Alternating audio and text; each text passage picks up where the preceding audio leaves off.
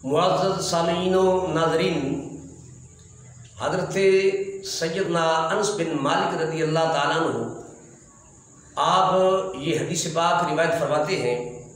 आप फरमाते हैं कि ताजदार कायनात सल्लल्लाहु ताला अलैहि वसल्लम ने इरशाद फरमाया, क़यामत वाले दिन गरीब आदमी अपने अमीर हमसाए का गिरबान पकड़कर दरबार खुदाबंदी में पेश करेगा और अल्लाह के हुजूर ये शिकायत करेगा कि ऐ मेरे मालिक कायनात, तूने मुझे इस बंदे का हमसाया बनाया और इसे तूने माल अता किया, दौलत अता की, माल दौलत की फरावानी अता की, और ये ख़ुद तो ऐशो आराम की ज़िंदगी गुजारता था, जबकि इसके माल में अल्लाह तूने मेरा हक रखा था वो ये अदा नहीं करता था। मेरे रात को बच्चे भूखे सोते थे, मैं खुद भूखा सोता था और ये हमारा कोई ख्याल नहीं करता था।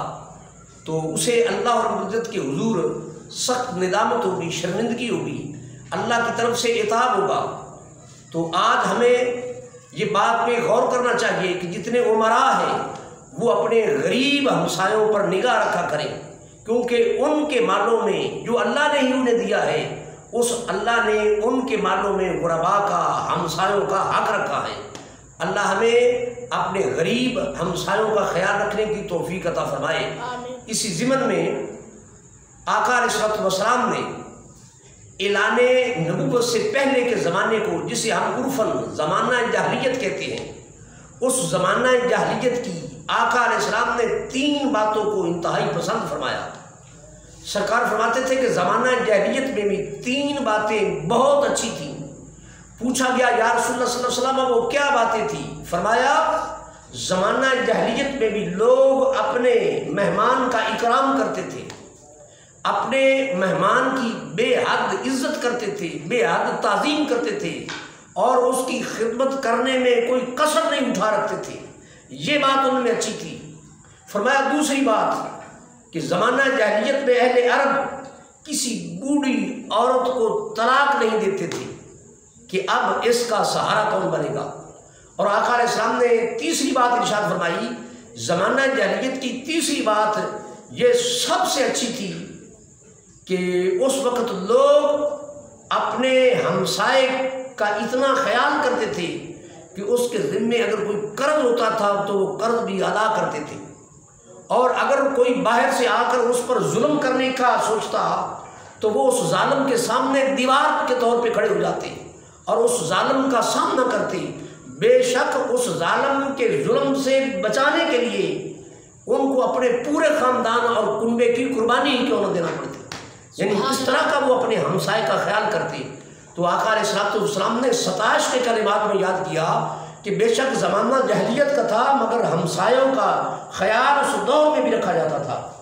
और इसी ज़िमन में ये अर्ज़ करता चलूँ कि हज़रत अमर बिन आस रज़ी अल्लाह ताला अन्हु आप एक दफ़ा मुसलमानों की फ़ौज की क़यादत करते हुए जा रहे थे, रास्ते में क़याम किया, पड़ाव किया, खैमे लगाए गए। जब फिर आगे कूच करने का वक़्त आया तो हज़रत अमर बिन आस रज़ी अल्लाह अन्हु ने देखा कि उनके खेमे के साथ, उनके टेंट के साथ एक फाख्ता ने आशियाना बनाया और उसने बच्चे निकाल लिए थे अपने अंडों से। तो जब कूच का हुक्म दिया तो फरमाया मेरा खेमा ना उखाड़ा जाए। बाकी खेमे उखाड़े गए, फौज ने कूच किया, मगर हज़रत अमर बिन नास का खेमा नहीं उखाड़ा गया। आपने वहाँ 2 फौजी तैनात किए और हुक्म दिया जब तक इस फाख्ता के बच्चे उड़ने के काबिल ना हो जाए तब तक इस खेमे को नहीं उखाड़ा जाएगा। पूछा कि हज़रत जी इतने तकल्लुफ़ की क्या ज़रूरत, ये परिंदा है। फरमाया बेशक ये परिंदा है मगर मेरी ये हमसाया बन चुकी है, ये फाख्ता मेरी हमसाया बन गई है, और अगर मैं इसके आशियाने को, इसके घोंसले को उखाड़ूंगा, मैं रब के दरबार से डरता हूँ कल क़यामत को अल्लाह मुझे हमसायों का घर उजाड़ने की सज़ा ना अता करे। तो दोस्तान गिरामी कदर, आपने इतना ख्याल किया कि वो फाख्ता जो आपकी बतौर परिंदा हमसाया बनी, आपने उसका भी हक की हमसायगी अता किया।